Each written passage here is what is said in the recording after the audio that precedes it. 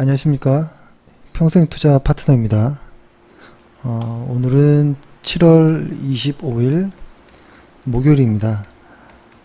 오늘 이야기할 내용은 짧은 시황이 좀 될 것 같고요. 그 다음이 오늘 가장 문의가 많았던 대보마그네틱 관련한 저희의 생각을 좀 말씀드려 보겠습니다. 일단 시황은 사실 최근에 시장이 안 좋죠. 특히 이제 어제부터 좀 거래량이 많이 실리는 이런 좀 하락이 나왔는데요. 그리고 어제를 보면 좀 확대해 볼까요? 어제 거의 한 1% 정도 하락했을 때 당시가 삼성전자도 요때가 2% 가까이 빠졌고, 그 다음에 SK 하이닉스 역시도 한 1.5% 정도 이렇게 하락하는. 근데 이제 어제부터 조금 뭐라고 할까요?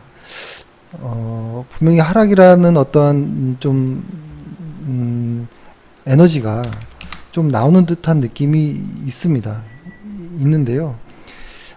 특히, 그러니까 어제는 이게 왜 이렇게 하락을 하는 거지? 라는 생각이 좀 강했고, 오늘은 분명히 하락을 하는데, 이거는 조금 진짜 하락 같지는 않은 이런 생각이 좀 들었어요. 일단 어제부터 이제 시장에서 조금 걱정했던 것은 그겁니다.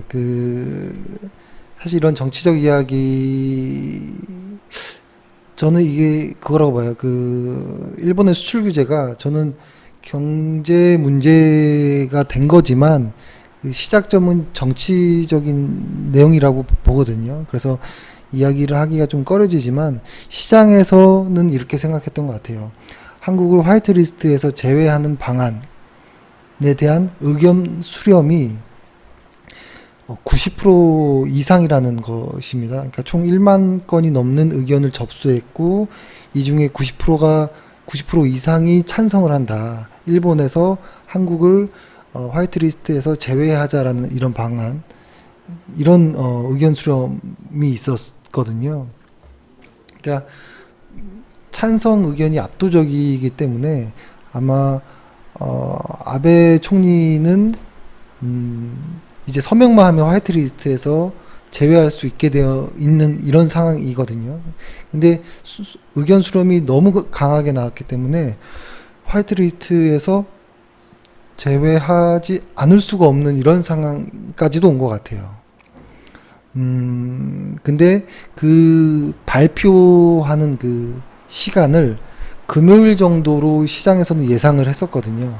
그러니까 오늘이 그러니까 어제가 수요일이었으니까 내일 모레 정도로 생각했었거든요. 그러니까 이게 과정이 어떻게 되냐면, 의견 수렴을 하고, 일단은 의견을 수렴하고, 그 다음에 이제 국무회의를 열어서 개정안을 심의합니다. 그 다음에 그 개정안이 의결 및 공표되는 이런 거잖아요. 그죠? 그리고 공표된 이후에 21일 이후부터 실제로 적용 가능한 이런 건데요. 근데 이 국무회의, 이게 각이라고 하죠. 각이. 이 국무회의가 매주 화요일과 금요일에 열립니다. 그래서 시장에서는 대략 금요일 정도로 예상을 했었습니다. 그래서 어제 수요일, 목요일 충분히 하락할 수 있겠다라는 생각을 했었고, 근데 이게 어떤 느낌이냐면, 중국과 미국과 중국의 이런 무역 분쟁 관련했을 때도 실제로 미국이 중국의 관세를 매기겠다라고 이야기를 막 이렇게 할 때가 주가가 더 힘들었고, 막상 매기면 잠깐 또 상승하는 이런 부분이 있었거든요. 아마 시장은 금요일 날 화이트리스트 관련한 내용을 발표하는 어떤 날짜로 좀 생각을 하고, 시장은 목 이렇게 미리 반영하는 것이 아닌가 이런 생각을 하고 있었습니다. 일단은. 근데 지금 최근에 오늘로서 좀 보면 내일로 예상되었던 게 조금 미뤄지겠다. 뭐 이런 겁니다. 뭐 아베가 휴가를 가고 뭐 이런 절차상의 문제들이 일단은 조금 더 길어질 것 같다라는 생각이 들고요.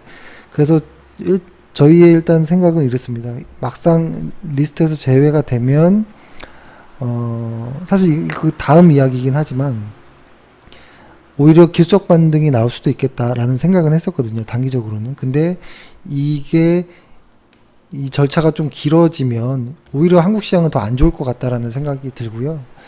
일단은 예상은 하고 있는 거겠죠. 화이트리스트의 제외 결정 가능성이 매우 높다라는 것이고, 근데 그렇기 때문에 시장에서 이것들을 미리 다 반영하고 있다라는 이런 생각을 듭니다. 그래서 일단은 어떤 결과가 반영하든 제외되든 안 되든 어떤 결과가 일단 나와야 된다고 봐요. 그 나오기 전까지는 시장의 변동성은 분명히 커질 수 있다라고 보고요. 그런데 오늘 하이닉스가 이제 실적 발표가 나왔잖아요. 하이닉스. 근데 이 하이닉스는 아주 최악의 실적이 나왔는데 이제 이것을 이제 바닥으로 이제 보는 의미가 좀 있고요. SK 하이닉스를 이제 바닥에서 이제 틀고 올라간다라고 이제 보는 느낌이 좀 있고, 근데 한쪽에서는 이게 화이트리스트 제외 결정하게 되면 원래 이 일본 수출 규제의 핵심이 단기적일 것이다라는 어떤 의견에서 단기적이지 않을 것이다라는 어떤 느낌으로 넘어가면서 시장에서 좀 여파가 더 있었거든요. 근데 화이트리스트 제외라는 것은 이제는 단기가 아니라 이 장기로 넘어가는 것이 되겠다라는 것이죠. 그러면서 지금 상황에서 이러한 상황에서 장기적으로 가게 되면 지금 이제 삼성전자나 SK 하이닉스가 이렇게 강하게 치고 갔던 내용은 예전에도 한번 설명드렸던 것처럼 사실 재고의 소진에 대한 것, 그죠? 재고 소진이라는 어떤 기대감에 의한 것일 수 있는데 이것이 장기화가 되면 반도체 생산 차질이라는 즉 기대감에서 우려로 이제 달라질 수 있다라는 것이죠. 지금 그래서 SK 하이닉스 오늘 좀 내용을 좀 보면 감산에 대한 내용들이 좀 나오긴 해서 일단은 이런 정치적인 내용을 빼면 삼성전자, SK 하이닉스 반도체 쪽은 상당히 좋다라고 일단은 보여집니다. 일단 매우 좋다라고 보여지는데 이 정치적인 이슈랑 섞이면서 매우 어려워지는 변동성이 심해지는 이런 부분이겠죠. 그래서 일단 정리해 보면 시황은 화이트리스트의 어떤 제외가 되느냐 안 되느냐 그 발표하는 그 시기까지는 아마 시장이 충분히 변동성을 고려해야겠다라는 일단 생각을 합니다. 그리고 오늘 가장 많은 질문이 대보마그네틱에 대한 내용인데요. 대보마그네틱이 이게 3만원 정도의 원래 공모가를 시작했었는데 6만원, 뭐 9만원까지 올라오면서 지금 다시 한 4만원 초반까지 내려왔거든요. 주가가. 근데 저희 역시도 대보마그네틱을 매우 좋은 회사라고 보고 여러 번 말씀드렸는데요. 지금 이게 꽤 많이 하락한 모습입니다. 그러니까 저희는 이 원저리에서부터 이 회사가 매우 관심 있는 종목이다, 매우 좋은 회사다라고 말씀을 드린 상황이었는데 이게 어떠한 중요하게 생각했던 어떤 라인을 확 깨고 내려와서 여기서 지금 이렇게 횡보하고 있습니다. 지금 이렇게. 그러면 이제 이 회사를 어떻게 할 것이냐에 대한 고민, 홀딩할 것이냐, 혹은 뭐 매도할 것이냐, 혹은 홀딩할 거라면 추가 매수를 좀 할 것이냐, 혹시 매도할 사람이라면 매도하기 이전에 약간 반등을 이용한 혹은 비중 축소 이런 것들을 좀 해야 되느냐, 이것에 대한 것에 질문이 많았습니다. 근데 요거에 대한 내용은 일단은 투자 방식에 따라 좀 다른 것 같아요. 가치 투자자이냐 혹은 추세 추종을 하는 모멘텀 투자를 하는 사람이냐에 따라서 전혀 대응이 다를 것 같은데요. 이거를 말씀드리기 이전에 이 회사에 대한 내용과 왜 좋게 봤는지, 뭐 이런 내용, 그리고 최근에 우려하는 것들, 이런 것들의 내용들을 조금, 보겠습니다. 일단은, 이렇게 볼게요, 한번. 저희 평투파가 좋게 봤던 내용들, 그리고 이 회사의 입장도 있을 것이죠. 그리고 실제로, 기관 투자자들, 의 의견도 있을 거고, 그 다음에 개인 투자자들의 의견이 있을 거예요. 이게 각자 한번 따져보는 거죠. 어떤 느낌인지. 일단은, 이 대보마그네틱이라는 회사는 뭘 하는 회사인지 다들 아실 거예요. 그죠? 2차 전지, 이의 어떤 원료에 함유된 철을 제거하는 탈철 장비를 납품하는 이런 장비 업체이죠.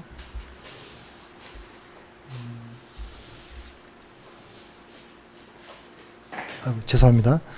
그리고 이들의 거래처는 삼성 SDI나 LG화학, BYD 중국의 에코프로, 코스모 신소재, LNF 등 있습니다. 근데 이 회사는 일단은 국내에서는 시장 점유율이 한 70% 정도 되고요. 중국 시장의 점유율은 한 60% 이상 정도 되고 있습니다. 현재는. 그러니까 이게 거의 압도적인 독점 회사인 거예요. 그러다 보니까 이 회사는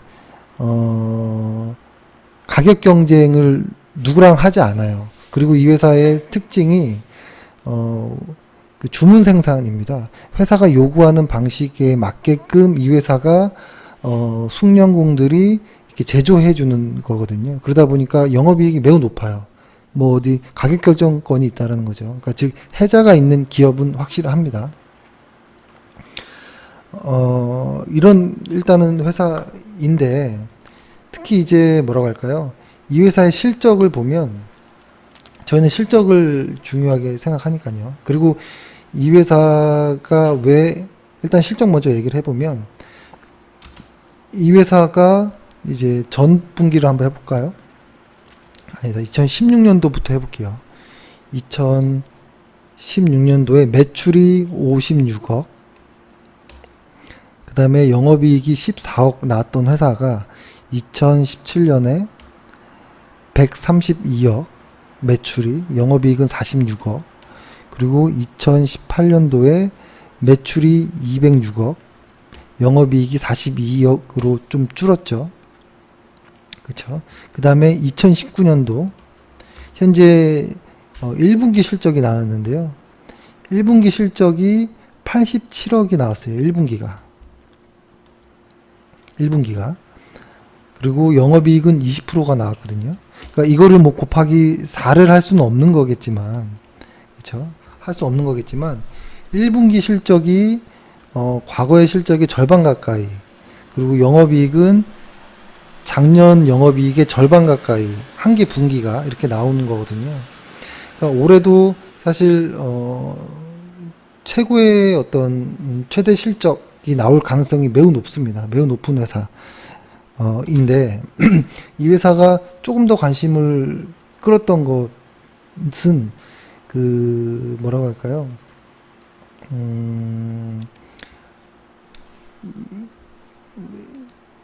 이 회사가, 이 관심을 가질 수밖에 없었던 내용이 화재 쪽의 이야기, 원래는 그 전에는 이 화재가 나오기 이전에는 이 회사의 이 탈철 공정이 반드시 들어가야 되는 이 일이었거든요. 이 일이었는데, 이게 이제 ESS 화재 사고라든지 이런 쪽과 좀 이제 연결이 되면서 사람들이 많이 알게 된 거거든요. 그러니까 그전에도 괜찮은 회사인데 이 회사를 개인 투자자들이 많이 알게 된 원인은 이런 겁니다. 그 제가 발음이 안 좋네요. ESS. 화재 사고의 원인 중에 하나가 2차 전지에서 제대로 걸러지지 않은 철이라는 이런 내용들이 좀 많아지면서 이 철을 걸르는 기술을 가진 회사가 대보 마그네틱이고, 이 대보가 반드시 필요한 이 공정과 기술을 가지고 있는 회사로 이제 알려지게 된 것이죠. 그렇죠? 그러면서 이제 매우 관심을 가졌던 회사인데, 이 회사가 원래 처음에 여태까지의 기존 사업을 매우 잘 성공적으로 했습니다. 그리고 나서 기업 공개라는 것을 이제 했죠. 하면서 이 회사가 탈철 이제 위탁 생산 관련한 것을 플러스 알파가 되는 이 성장성을 위해서 기업 공개를 하겠다라는 이런 내용이었었거든요. 그렇죠? 이런 내용이었었고, 이런 이유로 이제 위탁 이제 했었는데, 이게 약간 일단 여기까지 내용입니다. 여기까지 했었고, 그 다음에 최근에 전환사채 이제 발행 이야기들이 나온 거죠. 그러니까 저희 회사는 저희 평생투자파트는 이 회사를 2차 전지의 수혜주이면서도, 근데 이거는 어쩔 수 없이 반드시 들어가야 되는 일이고, 그런데 이 회사가 하는 일은 매우 숙련된 인력이 투입돼서 해야 되는 일이기 때문에 쉽게 시장에서 누군가 들어오기가 어렵습니다. 그래서 이 회사는 해자가 딱 이렇게 놓여 있는 이런 회사라고 생각을 했는데요. 저희가 생각했을 때 가장 단점은 시가총액이 좀 작다라는 것인데요. 또 다르게 표현하자 보면, 이 회사는 실제로 공장을 보면 왜 이렇게 회사가 좀 작지? 뭐 이런 느낌이 들어요. 작고 좀 뭔가 좀 번쩍번쩍하고 멋있지 않은데, 이런 생각이 좀 들어요. 진짜 공장 같은 느낌도 들고.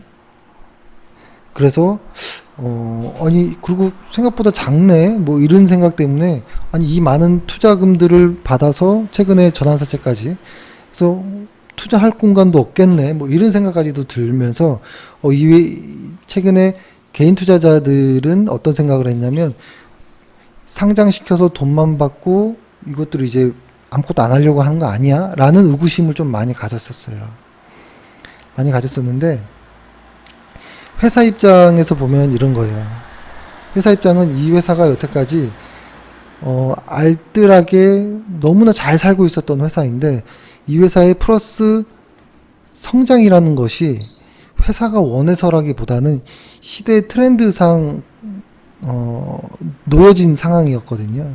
그러니까 이 회사는 거의 가족 기업이고, 약간 상장도 하지 않았고, 대주주 지분율이 상장 이전에는 90%까지 있었고, 지금 한 70%까지 내려와 있는데, 그러니까 어쩔 수 없는 선택이었다라고 저는 알고 있어요. 이 회사의 어떤 뭐라고 할까요? 그 기업 공개는 그래서 이 회사 자체에서 상장사다운 어떠한 준비가 많이 되어 있지 않은 부분이 좀 있었습니다. 이런 부분이 있어서 우리가 알고 있는 착착착착 일을 진행하는 이런 시계로 생각했다가, 그러니까 기업 공개할 때 이 회사가 멋지게 이렇게 딱 진전해서 나갈 거야라고 생각했는데, 생각보다 느리다라는 거예요. 근데 이 회사는 사실 그런 성장을 위한 마음의 준비를 했지만 시스템이 완전히 갖춰져 있진 않은 이런 상황이었고, 그리고 올해 말까지 한 500억 정도를 모아서 다른 부지에다가 지금 이제 R&D 센터를 짓는 걸로 거의 되어 있는 걸로 알고 있고, 그렇죠? 그리고 탈철 생산 라인도 한 개가 증설됐다고 알고 있고요, 일단. 그래서 이 개인 투자자분들이 생각하는 식의 것은 없어요, 사실. 그리고 최근에 이 240억의 어떤 이 부분 역시 한 사모투자펀드가 대부마그네틱에 240억을 투자하는 것으로 결정이 났습니다. 그러니까 전환사채 240억을 매입하는 것으로. 그래서 클로징이 그 잔금 납입이 오는 31일이에요. 그래서 이렇게 되면 현재 대보가 70% 정도의 그 대주주 지분율이 한 60%나 50% 후반대로 떨어지고 이 사모펀드가 한 13% 정도를 이제 이렇게 되는, 그래도 대주주 지분율이 많습니다. 그리고 이 회사가 여태까지 굉장한 기술력을 가지고 굉장한 점유율을 가지고 성장해 왔지만 사실 이제부터가 저는 시작이라고 보여집니다. 이제부터 누군가에게 평가받고 누군가가 간섭하고 누군가가 쪼고 뭐 이런 것이죠. 그래서 이 전환사채 관련해서 어떤 우려하는 부분은 전혀 회사 입장과는 무관하고 전혀 걱정할 내용은 아니라고 생각을 합니다. 그래서 그럼에도 주가는 하락할 수 있다라고 봐요. 만약에 이 주가라는 것이 실적과 어떤 심리의 어떤 측면으로 만들어지는 거잖아요. 실적이라고 하면 EPS고 심리라고 하면 PER이 될 텐데, 이 주가를 구성하려면 구성하는 요소가 이거라고 하면 일단은 실적, 이 회사 내부적인 상황은 전혀 변함이 없습니다.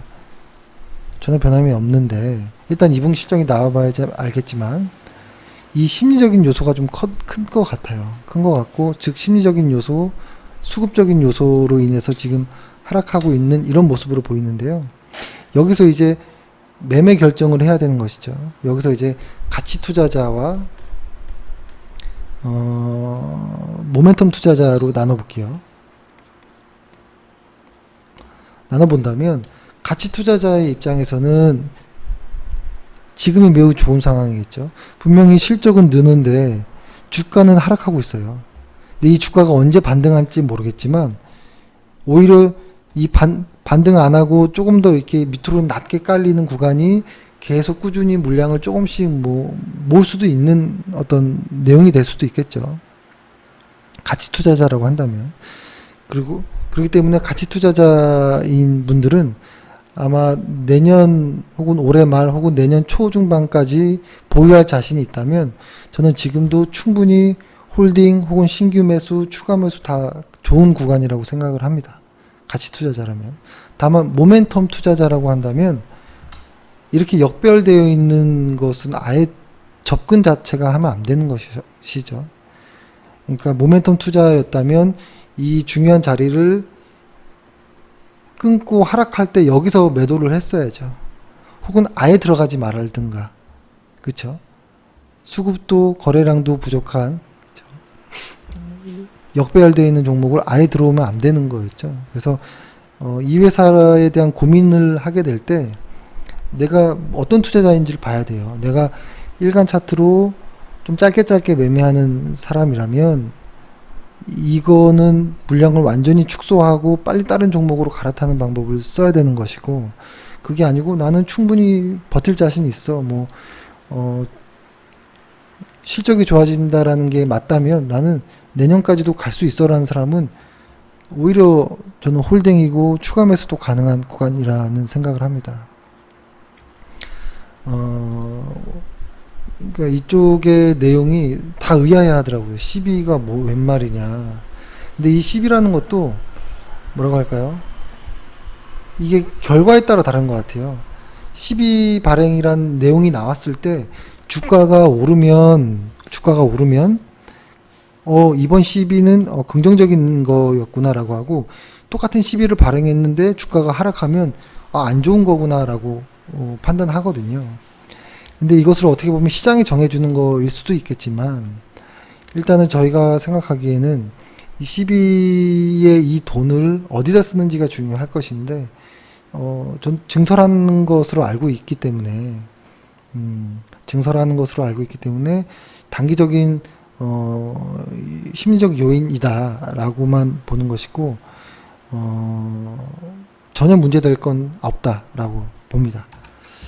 사실 이 회사에 대한 내부적인, 세부적이고 좀 공개되지 않은 내용을 좀 알고는 있는데요. 굳이 얘기해봤자 소용이 없을 것 같고, 역시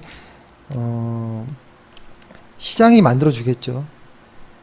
이 회사를 지금의 자리가 바닥이었는지 바닥이 아닌지는 시간이 지나야 되는 것이고, 그렇죠? 하지만 가치 측면에서 봤을 때는 너무 좋은 회사는 변함없다라고 봅니다.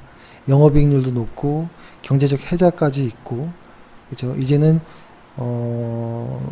돈도 해결됐고, 이제는 뭐 걱정할 일은 없다라는 생각을 합니다. 다만 2차전지 업황과도 조금 연관이 있겠죠. 그래서 2차전지 업황도 내년에 매우 좋아질 것으로 보이기 때문에 저는 지금 매우 좋은 상황이다라고 봅니다. 그래서 단기 매매의 성향은 아예 들어오지 마시고 중장기로 할 수 있는 분들은 좋은 종목이 아닐까라고 생각을 합니다. 네, 일단 이렇게 해서 오늘 방송을 마치도록 하겠습니다. 오늘 하루 좀 많이 힘드셨을 텐데요. 아마 미국 시장도 그렇고 아마 다음 주 초 중반까지가 좀 중요한 자리가 아닌가라는 생각을 합니다.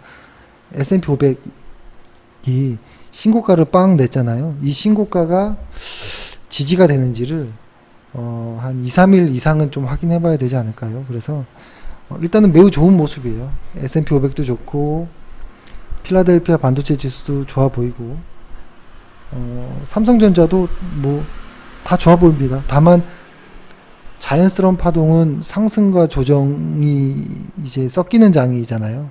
계속 일방적으로 오르기만 하는 것은 위험할 수 있죠.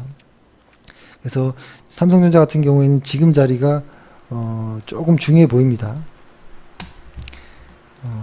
지금 자리를 잘 극복했으면 좋겠고요. 요 자리들 조정이 있더라도 일단은 이제는 추세가 웬만큼은 좀 탄탄하게 만들어졌기 때문에 큰 하락이 나오진 않을 것 같아요. 저는 일단 삼성전자, SK하이닉스를 계속 긍정적으로 보고 있습니다. 예전에 말씀드렸었잖아요. 이 연저리부터가 이제 매도 이견이었었고, 그리고 이 연저리부터 저희가 매매를 여기 때 매도했었고, 이 근처에서 여기 때 매수를 한번 했고 매도했던 기억이 납니다. 여기가 매도였나요? 여기가 매도였나요? 기억이 안 나네요. 그리고 저희는 장기적으로 보면 전고점을 당연히 넘을 거라고 생각합니다. 삼성전자는 당연히 넘을 거라고 생각합니다. 다만 시간은 좀 뭐 필요하겠죠. 하지만 회사 가치로 봐서는 충분하다라고 보고요. 아무튼 그렇습니다. 예, 일단 여기까지 방송하겠습니다. 오늘 하루 고생 많으셨습니다. 감사합니다.